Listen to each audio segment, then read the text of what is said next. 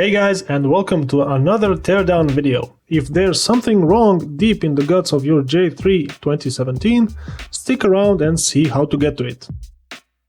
Let's begin. Since the phone is glued shut, you're gonna need a heat source of some kind. I'm using a plain old hairdryer to soften the adhesive holding the screen in place. One other thing I strongly recommend is using a suction cup to help lift and separate the screen from the frame.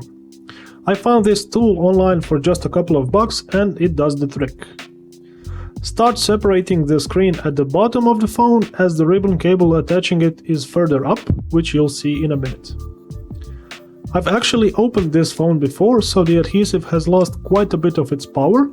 Keep in mind you'll have to lift the screen a bit and then insert some spudgers around the edge between the screen and the phone's frame and go around separating the two parts. You can start lifting the screen from the bottom upwards, but don't push it too far because it's really easy to break the screen's ribbon cable. So let's disconnect the screen from the rest of the phone. First, we need to remove this black bracket. It's not screwed in, you can just pry it out from this side here. This is what the bracket looks like, and now we can disconnect the ribbon cable using this same plastic spudger. Once you disconnect it, this is what the back of the screen looks like with the ribbon cable attached.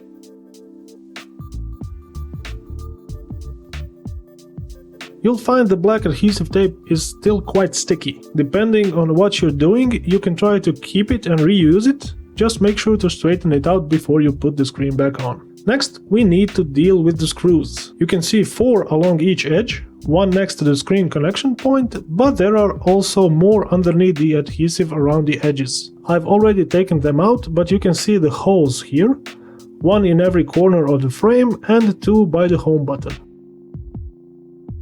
Once you remove all the screws, that's 15 in total, you can insert a thin prying tool between the top plate and the rest of the frame. I'll actually get rid of the old adhesive now.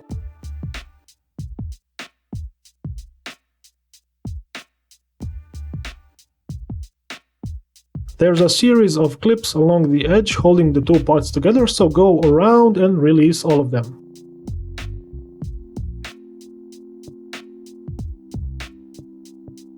You can separate the two parts without any fear, there are no ribbon cables here. This is what you get, and first thing I recommend doing is to unplug the battery using a plastic tool.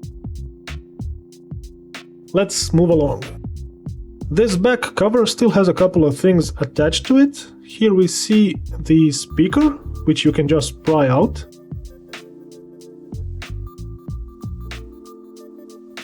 There are also plastic inserts with antennas at the top and the bottom. They can also be pried out quite easily.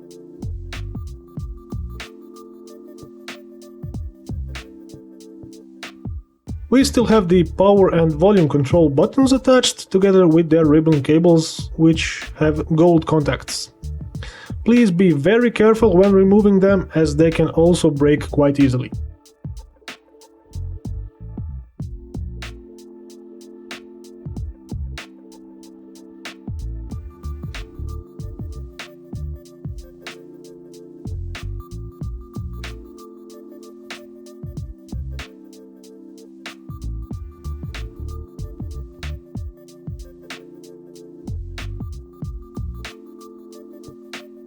The central frame has the main board attached to it by 2 black Phillips screws.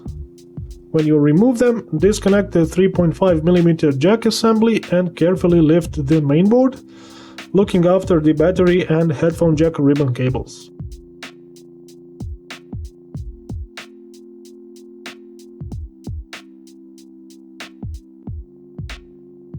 You can disconnect both cameras. This is the front one.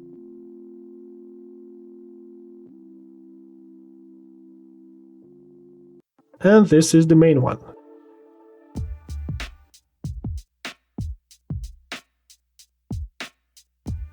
That's basically it. As we can see, the charging port is soldered on.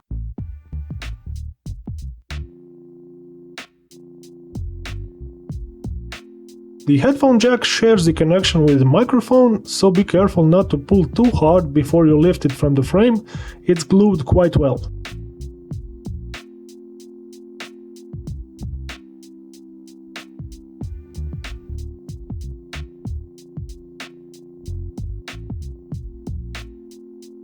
Getting that out of the way, we can now unstick the vibration module from the frame. That resisted a bit less. Up top we have the main speaker, and on the other end we have the buttons. Home button and the capacitive back button share the same ribbon cable, which you first need to release from this side where the battery is.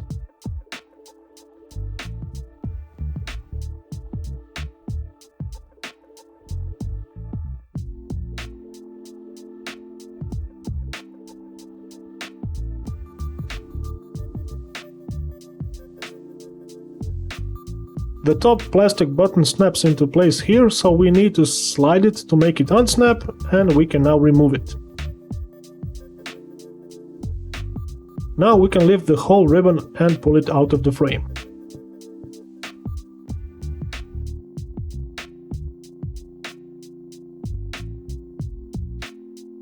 The recent apps capacitive button is its own unit, so just take it out.